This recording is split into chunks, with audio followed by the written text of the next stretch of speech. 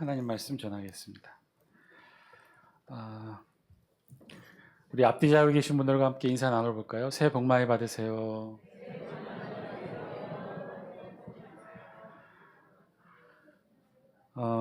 유사일의 가장 긴 황금 명절 기간이 시작되었답니다. 얼마나 길길래 긴 명절 기간이길래 유사일이라는 표현을 썼을까? 월요일이죠. 내일 월요일이 임시 공휴일로 지정이 됐죠. 그러다 보니까 31일 금요일 하루만 휴가를 내면 어제 오늘 그리고 일주일 7일 도합 9일의 긴 황금 연휴를 명절과 함께 보내게 된답니다. 자, 이런 우리나라 최대 명절, 가장 또 기쁘고 즐거운 이 명절의 날에 그렇다면 모든 식구들이 다 즐거워할까요? 모든 식구들이 다 기대하고 바라는 마음으로 이 명절을 소망할까요? 불행히도 꼭 그렇지만은 않은 것 같습니다. 누가 즐겁지 않은 사람일까요? 설 명절 어느 며느리의 넋두리라는 시가 있어요. 며느리가 일꾼인가 이러려고 시집 왔나. 곱게 키워 시집 보내 남의 집서 종살이네. 제일 먼저 나물 볶네. 4가지나 볶았다네. 이제부턴 가부자네. 5시간 전 부치네. 허리 한번 펴고 싶네. 1시간만 눕고 싶네.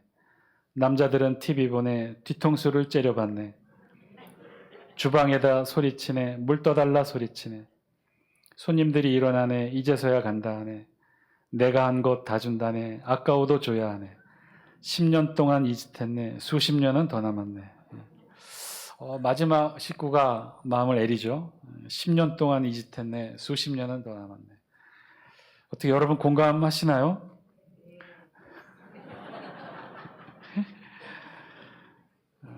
며느리들만 그런 명절날 힘들까요? 명절날 꼴불견 베스트가 있어요. 그 중에서 몇 가지를 뽑으면 가깝게 살면서도 늦게 와서는 형편어렵다며 빈손으로 와서 갈 때 이것저것 싸가는 동서. 시댁은 바로 갔다 오면서 친정에는 아예 일찍 와서 자리 잡고 사는 참견하는 시누이. 잘 놀다가 꼭 부침개 부칠 때 와서 식용유 없는 조카. 며느리는 친정에 안 보내면서 시집간 딸은 빨리 오라고 재촉하시는 시어머니. 잘못 못하가네. 시댁에는 용돈 30만 원, 친정에는 용돈 10만 원 차별하는 남편. 늦게 와서는 아직도 일하고 있냐며 큰소리치는 형님. 보면 며느리만은 아니죠. 많은 사람들이 이 설날 기쁘게만은 보내지 않는 것 같습니다.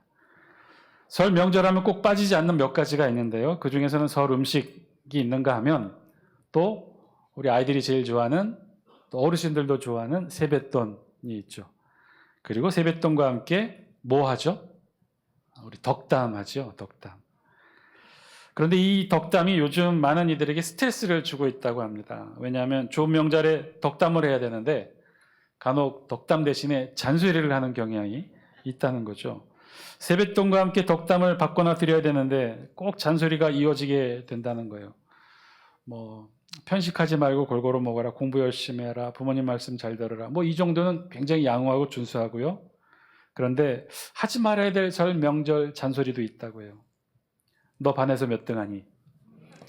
모의고사 너 몇 등급이야? 어느 대학 갈 거니? 우리 딸은 이번에 전교 1등 했는데 너 몇 등 했니? 누구네 아들은 의대 붙었다는데 너 어디 갔니? 이런 말은, 이런 잔소리는 절대로 설 명절에는 해서는 안 된다고 합니다.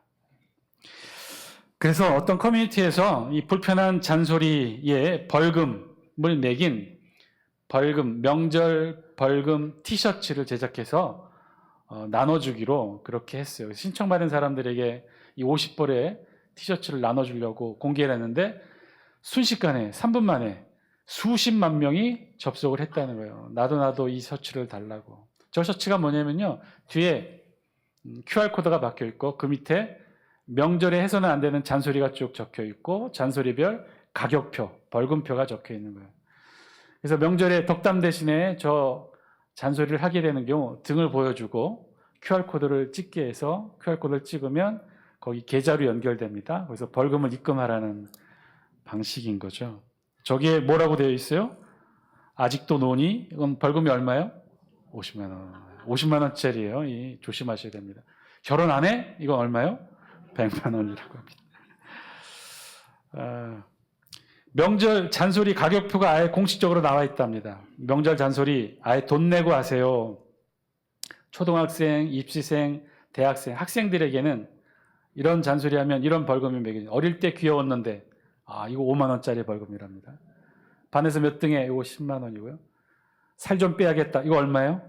30만 원짜리입니다. 조심하셔야 됩니다. 취업은 언제 할 거니? 50만 원짜리요. 아이들만 있느냐? 아니에요. 어른들에게도 있어요. 직장인 연봉 얼마니? 이거 얼마요? 이런 거 물어보시면 안 돼요. 20만 원짜리 벌금입니다. 너 머리가 휑해졌다. 이런 말도 하시면 얼마예요? 이거는 벌금이 500만 원이에요. 집 언제 살 거니? 이건 벌금이 얼마예요? 3천만 원이라고 해요. 3천만 원. 여러분, 설이라는 이름이, 설 명절, 설이라고 하는 이 이름이 어떻게 유래가 되었는지 아십니까? 설의 뜻이 무슨 뜻으로 시작되었는지 아십니까? 설이라는 단어는 순수 우리말이라고 해요. 그리고 그 뜻은 어떤 뜻이냐면 의외인데 살인다라는 뜻입니다. 살인다. 혹은 또 설다, 슬프다에서 왔다고 하는 주장하는 학자들도 있어요. 그러니까 이 설이라고 해서 우리는 그저 기쁜 날이라고만 알고 있는데 그 유래는 그렇지가 않다는 거예요. 그래서 대표적인 설을 표현하는 한자어가 뭐가 있냐면 신일이라는 단어를 쓴다고 해요. 그런데 여기서 말하는 이 신은 우리가 알고 있는 그런 신이 아니라 삼갈 신, 조심할 신, 그런 뜻이에요. 그러니까 이 설의 의미가 뭐예요? 설날에는 바깥에 함부로 나가지 아니하고 삼가서 집에서 지내며 1년 동안 아무 탈 없이 지내기를 바라고 소망하는 마음으로 보내는 절기가 바로 설 명절이라는 거죠. 그래서 설하면 그 담겨있는 순수 우리말 뜻은 삼가고 조심한다라는 뜻이에요. 그래서 이 설의 기원도 삼가다, 조심하다, 그래서 살이다, 살에서 설이 됐다고 그렇게 학자들이 추정합니다. 그러니까 이 설이라는 날은 삼가고 살이는 날이죠. 조심스럽게, 세심하게 잘 살펴서 새 첫 시작을 준비하라는 그런 의미인 것입니다. 오늘 우리가 함께 읽은 본문 출애굽기 22장 말씀에서는요, 출애굽 이후 하나님께서 이스라엘 백성들에게 하나님의 인도하심을 따라 시내산으로 이동하게 하시고, 그래서 시내산에서 하나님이 이스라엘 백성들에게 모세를 통해 하나님의 율법의 말씀을 주었다는 내용들을 기록하고 있어요. 그러니까 하나님은 이스라엘 백성들을 홍해를 건너 출애굽시키셔서 바로 가나안 땅으로 인도하신 게 아니라 정반대 방향 시나이 반도 남쪽 시내산으로 인도하셔서 그곳에서 하나님은 모세를 통해 이스라엘 백성들에게 가나안 땅이 아닌 율법의 말씀을 주십니다. 재미있는 것은요, 이 구약에서 하나님께서 출애굽한 이스라엘 백성들을 시내산에서 모세를 통해 하나님의 말씀을 주었듯이 신약에서도 이와 똑같은 구원의 과정이 이루어집니다. 그래서 하나님의 구원의 과정은 구약과 신약이 내용은 틀리나 형식은 동일해요. 신약에서는 어떤 일이 있죠? 신약에서는 하늘에서 이 땅에 오신 예수 그리스도, 이 예수님이 공생의 시작을 하실 때 이스라엘 백성들을 어떻게 하셨냐면 제일 먼저 이스라엘 백성들을 모아서 산으로 데리고 가십니다. 그리고 산에서 이스라엘 백성들을 향해 우리 예수님이 어떻게 하셔요? 천국 복음을 선포하시죠. 그 내용이 마태복음 5장, 6장, 7장에 기록된 산상수훈의 말씀으로 기록되어 있죠. 하나님의 구원의 방식이 비슷하다는 거예요. 구약에서도 그랬고 신약에서도 그렇고. 출애굽한 이스라엘 백성들 애굽에서 출애굽시키시고 하나님은 시내산으로 인도하고 모세를 통해 율법의 말씀을 주십니다.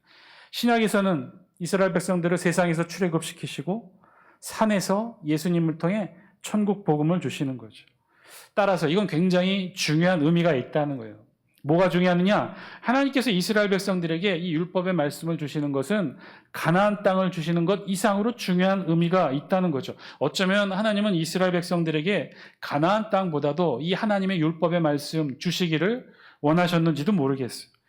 출애굽, 시내산, 광야 40년 이 모든 과정을 거친 후에 이스라엘 백성들은 가나안 땅으로 들어가게 되는데 사실 진짜 하나님의 목적은 이 가나안 땅에 있는 것이 아니라 이 과정 속에 있으면서 이스라엘 백성들이 하나님의 말씀을 받고 그 말씀으로 광야 40년 동안 훈련받는 바로 이 과정이 진짜 하나님에게는 중요하게 여기셨는지도 모르겠어요. 그래서 사실은요, 이 말씀이, 율법의 말씀이 너무너무 중요합니다. 너무너무 소중해요.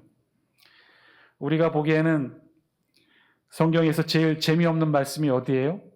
이 율법의 말씀이죠. 뭐 표정이 아닌 표정으로 이렇게 하고 계셔요. 실제로 우리 그렇지 않습니까?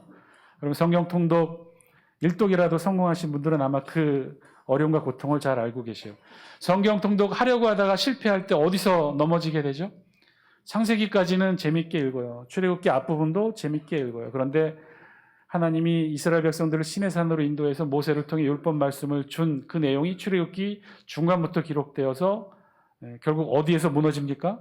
레위기에서 무너져요. 그 아주 지루하고 길고 긴 율법, 법전에나 나올 법한 그런 말씀들을 쭉 읽다가 이 레위기에서 결국은 꼬꾸라져요. 레위기에서 만약에 그걸 잘 버텨냈다, 그래서 읽었다, 그러면 민수기까지는 또 재밌게 읽죠. 그런데 또 어디서 마지막 최종적으로 넘어져요? 신명기에서 또 무너지죠. 창세기, 출애굽기, 레위기, 민수기, 신명기. 그런데 여러분, 구약 성경 가운데 제일 중요한 부분을 꼽으라고 한다면 학자는 물론 모든 신앙인들이, 신학자들이 구약 성경에서 제일 중요한 부분을 꼽으라고 한다면 어디를 꼽아야 돼요? 모세오경, 창세기, 출애굽기, 레위기, 민수기, 신명기. 그 중에서도 제일 중요한 말씀은 어디에 있어요? 죄송합니다. 손가락을 이렇게 펴야 되는데 가운데 있는 레위기 말씀이에요. 레위기 말씀. 이 율법의 말씀이 너무나 소중해요. 진짜 제일 중요한 말씀이에요. 그만큼 이 율법의 말씀은 굉장히 중요한 것이죠. 어떻게 보면 우리 인류가 최초로 하늘의 하나님으로부터 장문의 하나님의 말씀을 직접 받은 것이 바로 이 시내산에서 모세를 통해 율법의 말씀을 받은 이 율법의 말씀이기 때문에 그럽니다. 자, 그 중에서도 오늘 우리가 본문으로 삼은 출애굽기 22장 1절에서 4절에 있는 말씀은 도둑에 관한 말씀이에요. 우리 다 함께 1절 말씀 영상을 통해 같이 함께 읽습니다. 시작. 사람이 소나 양을 도둑질하여 잡거나 팔면 그는 소 한 마리에 소 5마리로 갚고 양 한 마리에 양 4마리로 갚을지니라. 도둑에 관한 내용이죠. 소나 양을 도둑질하여 잡거나 팔면 그는 소 한 마리에 몇 배를 갚는 거예요? 5배를 갚는 거예요. 양은 양 한 마리에 몇 배를 갚는 거예요? 4배를 갚게 되는 그런 내용을 기록한 것이 바로 오늘 우리 본문이에요. 마치 읽다 보면 무슨 꼭 어디 법령, 법전에나 나올 법한 그런 문구죠. 그런데 사실 이런 유의 법령에 관한 글은요, 우리 성경 말고도 성경보다 더 앞선 시대에 고대 근동의 여러 법전에도 기록되어 있어요. 성경보다 더 오랜 앞선 시간에 기록된 대표적인 법전이 있죠. 함무라비 법전이 그것입니다. 성경보다 더 오래되었어요. 무려 기원전 1792년에 기록된 인류 최초의 성문법이 바로 이 함무라비 법전이에요.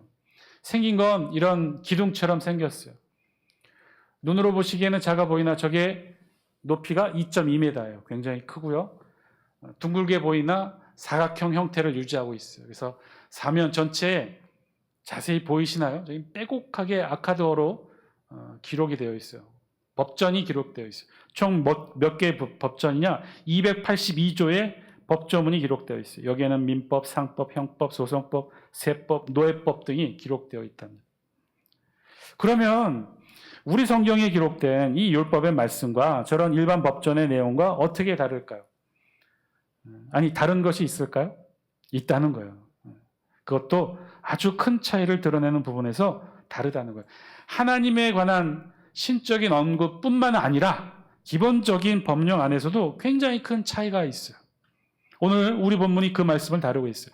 일반적으로 다른 사람을 상해하거나 다른 사람의 소유를 해치게 될 때 훔치는 일들에 관해 제정된 법령은 당시 고대 다른 법전에도 많이 등장합니다. 그런데 우리 성경이 놀라운 것은요, 이 율법의 말씀, 율법에 오늘 우리 성경에 담겨 있는 이 말씀은요, 다른 법전에는, 다른 세상의 다른 법전에는 없는 아주 자세한 세밀함이 담겨 있어요. 즉, 누군가 타인의 짐승, 재산을 상해한 경우뿐만 아니라 자신의 짐승이 다른 사람의 짐승을 해친 경우까지도 다루고 있다는 거예요.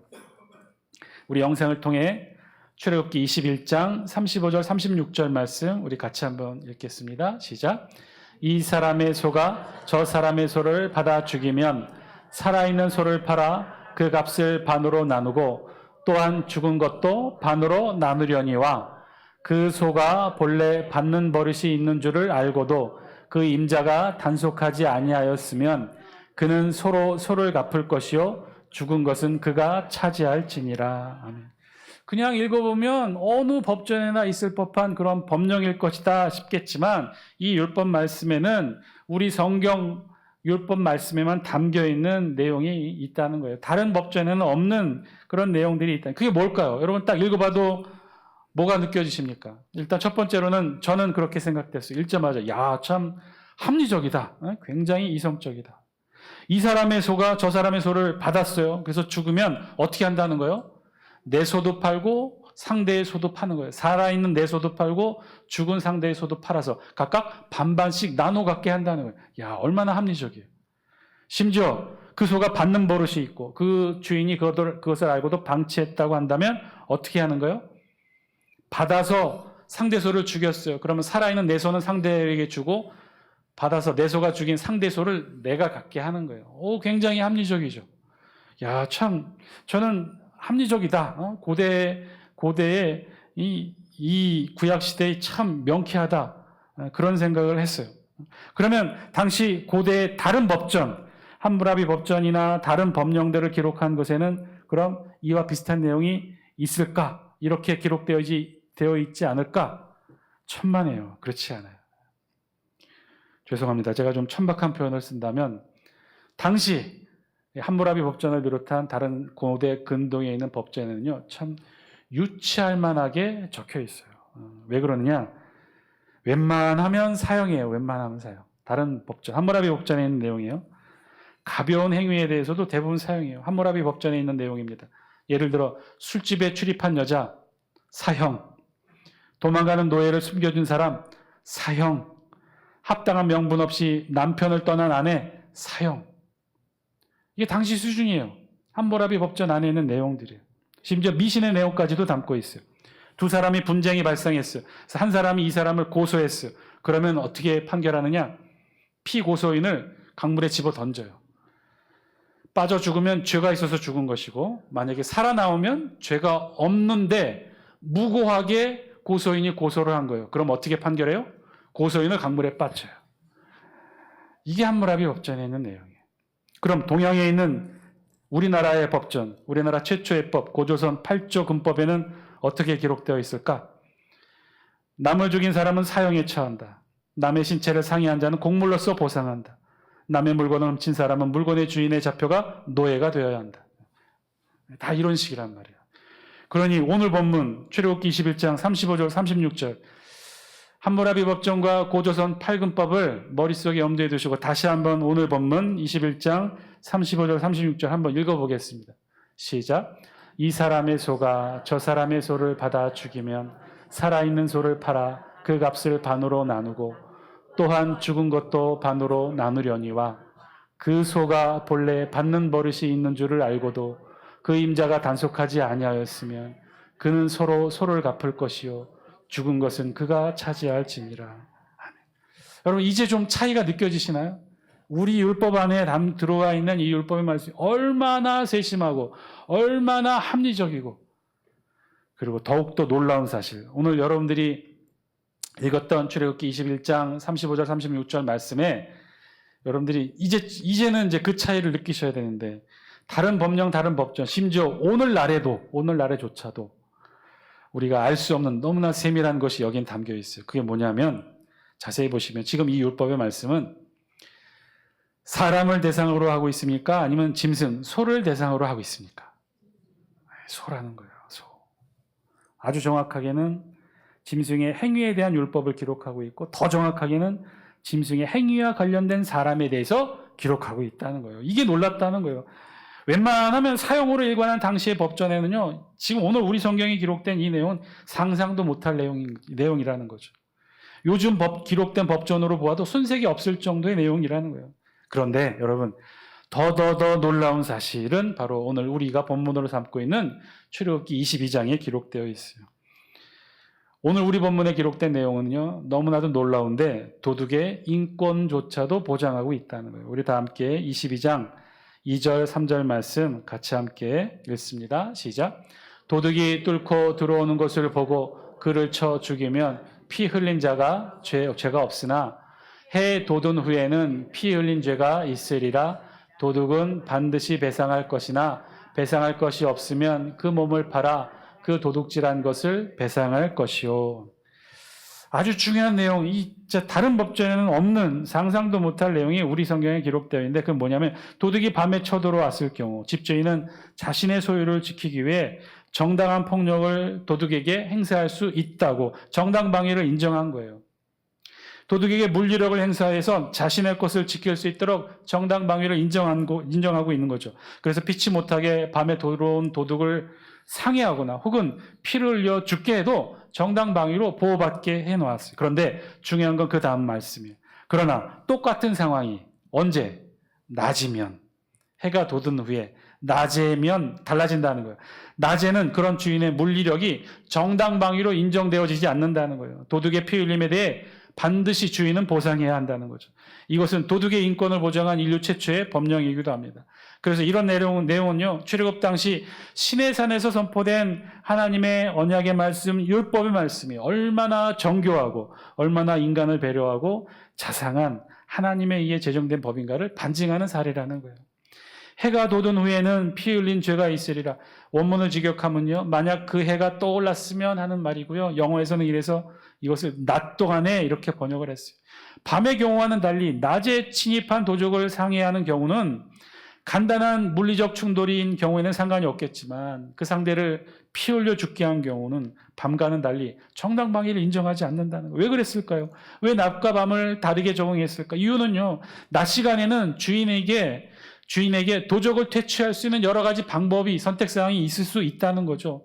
도둑의 행동 거절을 좀 더 면밀히 살펴보게 하고 대처할 다른 기회와 방법이 있을 수 있다는 거예요. 예를 들면 이웃에게 도움을 청한다든지 다른 사람들에게 도움을 청할 수 있는 그런 기회가 낮 시간에는 있다는 거예요.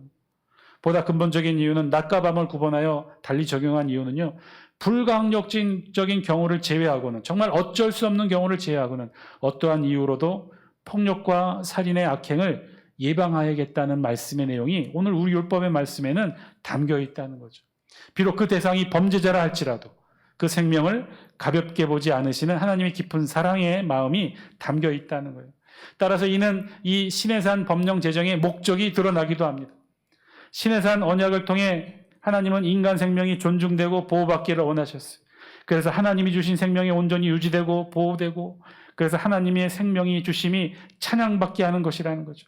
비록 그 대상이 도둑이라 할지라도, 그가 도둑이어서 보호받고 존중받는 것이 아니라 도둑으로 살아갈지라도 그 생명을 주신 분은 누구시니까? 하나님이시니까 당연히 보호받고 존중받아야 한다는 것이죠.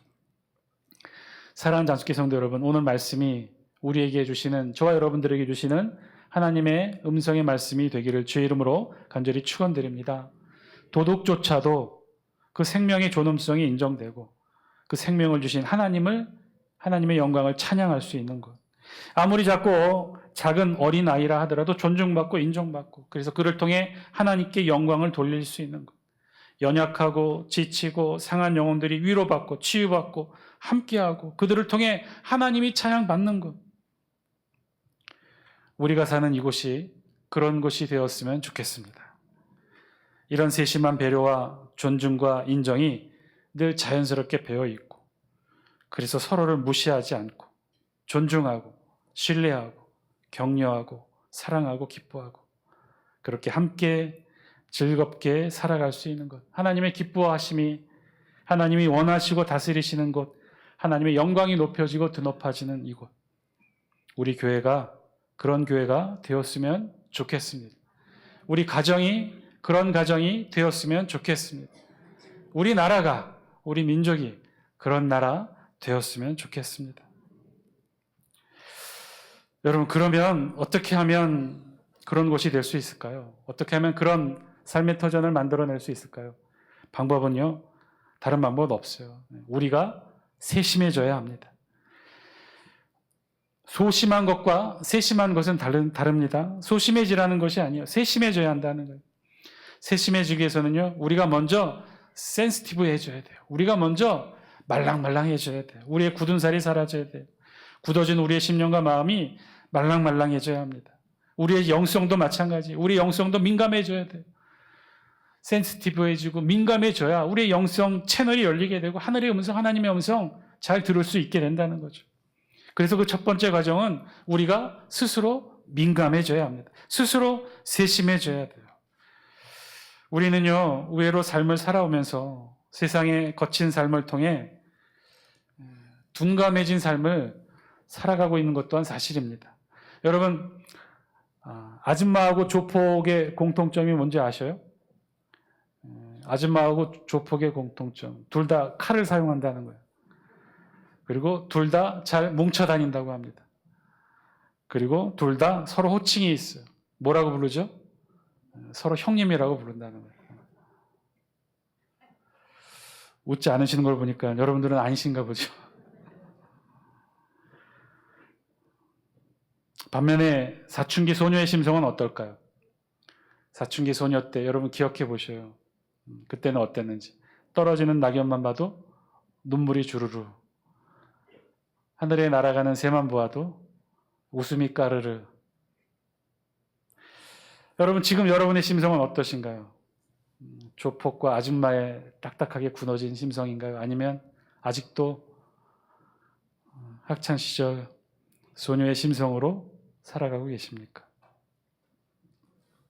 우리의 영성은요, 우리의 영의 심성도 우리의 생의 흔적을 따라 산전수전 공중전 다 겪은 마냥 그렇게 혹시 우리의 영성도 딱딱하게 굳어져 있지는 않는지. 여러분, 그럴 필요가 없습니다. 우리네 삶은 고되다 하더라도 우리의 신앙만큼은 순수하고 아름답게 지켜올 수 있습니다. 우리의 영성은 아직 순수하기 때문에 그렇죠.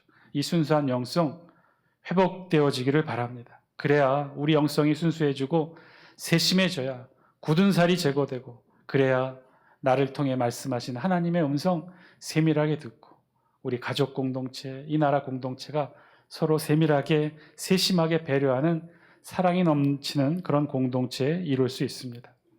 세밀하고 세심하게 배려하고 늘 자신의 말과 행동을 돌아보고 나로 인해 누군가 상처받지 않을까, 나의 행동과 말로 인해 누군가 오해받지 않을까 늘 조심하고 배려하는 마음이 있는 곳, 그런 영성이 풍성한 곳, 그런 곳이 우리 가정 되게 해달라고, 우리 교회 되게 해달라고, 이 나라 이 민족 되게 해달라고 기도하시는 여러분 되시길 바랍니다.